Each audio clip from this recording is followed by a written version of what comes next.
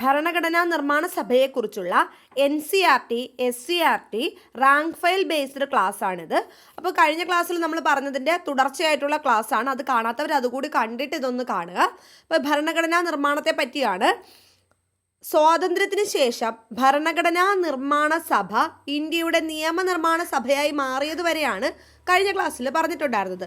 അപ്പോൾ ഈ ഒരു നിയമനിർമ്മാണ സഭയായി സമ്മേളിക്കുന്നത് 1947 നവംബർ 17 ഭരണഘടനാ നിർമ്മാണ സഭയുടെ മുദ്ര എന്ന് പറയുന്നത് ബ്രിട്ടീഷ് ഇന്ത്യൻ ഭൂപടത്തിൽ ആനയുടെ ചിഹ്നമാണ്.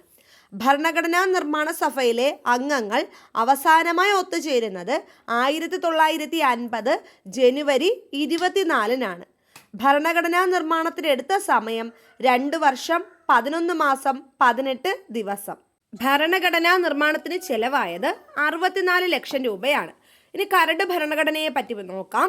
ഭരണഘടനയുടെ കരട് രൂപം പൊതുജനാഭിപ്രായത്തിനായി ഇന്ത്യയിലെ പ്രധാന പത്രങ്ങളിൽ പ്രസിദ്ധീകരിച്ചത് 1948 ഫെബ്രുവരി 28 സ്റ്റേറ്റ്മെന്റ് ടൈപ്പ് ക്വസ്റ്റ്യൻസിൽ നമുക്ക് ഇതൊക്കെ ഒന്ന് ആവശ്യമായിട്ട് വരും. അപ്പോൾ ഒന്ന് നോക്കി അല്ലെങ്കിൽ കേട്ടൊന്ന് വെച്ചേക്കുക കേട്ടോ.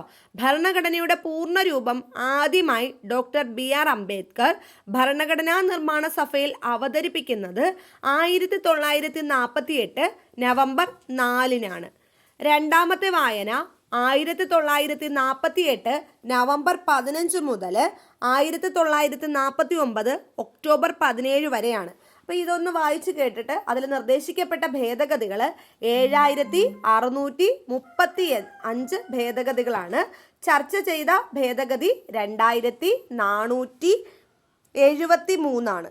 മൂന്നാം വായനയ്ക്ക് ശേഷം ഭരണഘടന അംഗീകരിക്കാനുള്ള പ്രമേയം ഡോക്ടർ BR അംബേദ്കർ അവതരിപ്പിക്കുന്നത് 1949 നവംബർ 14 ഭരണഘടന നിർമ്മാണ സഭ ഭരണഘടനയെ അംഗീകരിക്കുന്നത് 1949 നവംബർ 26. ഇമ്പോർട്ടൻ്റ് ആയിട്ടുള്ള ഡേറ്റ് ആണ്.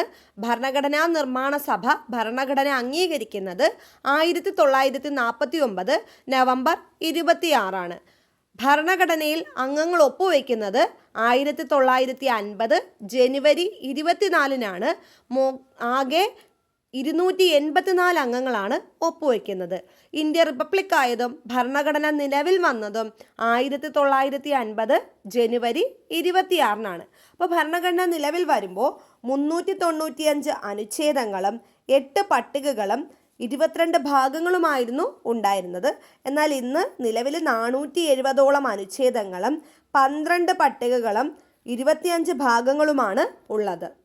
നമ്മുടെ റിപ്പബ്ലിക് ദിനം ജനുവരി 26. അപ്പോൾ ആ ജനുവരി 26 റിപ്പബ്ലിക് ദിനമാക്കുന്നതിൻ്റെ പിന്നിൽ 1929 ലാഹോർ കോൺഗ്രസ് സമ്മേളനത്തിലെ പൂർണ്ണ സ്വരാജ് പ്രഖ്യാപനത്തെ തുടർന്ന് 1930 ജനുവരി 26 പൂർണ്ണ സ്വരാജ് ദിനമായി ആചരിച്ചിരുന്നു. ഈ ഒരു ചരിത്ര പ്രാധാന്യം കണക്കിലെടുത്താണ് ജനുവരി 26 റിപ്പബ്ലിക് ദിനമായി തിരഞ്ഞെടുക്കുന്നത്. നവംബർ 26 പ്രത്യേകത എന്താണ്? ദേശീയ നിയമ ദിനമായിട്ടും ദേശീയ ഭരണഘടനാ ദിനമായിട്ടും നമ്മൾ ആചരിക്കുന്നത് നവംബർ 26. ഇനി നമുക്കറിയാം ദേശീയ ചിഹ്നങ്ങളും അംഗീകാരവുമാണ് നോക്കേണ്ടത്. ദേശീയ പതാക അംഗീകരിക്കുന്നത് 1947 ജൂലൈ 22. ദേശീയ ഗാനം അംഗീകരിക്കുന്നതും ദേശീയ ഗീതം അംഗീകരിക്കുന്നതും 1950 ജനുവരി 24. ദേശീയ മുദ്ര അല്ലെങ്കിൽ ദേശീയ ചിഹ്നം അംഗീകരിക്കുന്നത് 1950 ജനുവരി 26. ഇന്ത്യയുടെ കോമൺവെൽത്ത് അംഗത്വം ഭരണഘടനാ നിർമ്മാണ സഭ അംഗീകരിക്കുന്നത് 1949 മെയ് മാസത്തിലാണ്.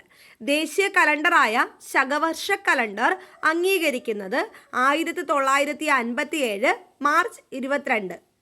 ഭരണഘടനയുടെ കയ്യെഴുത്ത് പ്രതി തയ്യാറാക്കിയത് പ്രേം ബിഹാരി നരൈൻ റൈസാദ. ഭരണഘടനയുടെ ലേഔട്ട് തയ്യാറാക്കിയത് നന്ദലാൽ ബോസ്. ശാന്തിനികേതനിലെ കലാകാരന്മാരായ നന്ദലാൽ ബോസും റാം മനോഹർ സിൻഹയുമായിരുന്നു പ്രേം ബിഹാരി നരൈൻ റൈസാദ തയ്യാറാക്കിയ ഭരണഘടനയുടെ കയ്യെഴുത്ത് പ്രതി മനോഹരമാക്കിയത്. ഭരണഘടനയുടെ ഹിന്ദി കയ്യെഴുത്ത് പതിപ്പ് തയ്യാറാക്കിയത് വസന്ത് കൃഷ്ണൻ വൈദ്യയാണ്. ഭരണഘടനയുടെ ഹിന്ദി കയ്യെഴുത്ത് പതിപ്പ് മനോഹരമാക്കിയത് നന്ദലാൽ ബോസുമാണ്. ഭരണഘടനാ നിർമ്മാണ സഭയിലെ പ്രധാന കമ്മിറ്റികളും +1 +2 ബേസ്ഡ് ആയിട്ട് ഈ +1 +2 ടെക്സ്റ്റിൽ ഇതിനെപ്പറ്റി തന്നിട്ടുള്ള പ്രധാനപ്പെട്ട ഫാക്റ്റുകളും കൂടി നമുക്ക് അടുത്ത ക്ലാസ്സിൽ നോക്കാം. അപ്പോൾ ഇതുവരെയുള്ളതെല്ലാം ഒന്ന് പഠിച്ചു വെച്ചേക്കുക. ഒന്നാമത്തെ പാർട്ട് കാണാത്തവർ അതൊന്ന് കണ്ടിട്ട് വേണം ഇത് കാണാനായിട്ട്. അപ്പോൾ അടുത്ത പാർട്ട് നാളെ തന്നെ അപ്ലോഡ് ചെയ്യുന്നതാണ്. ഇഷ്ടമായാലും ലൈക്ക് ചെയ്യുക, ഷെയർ ചെയ്യുക.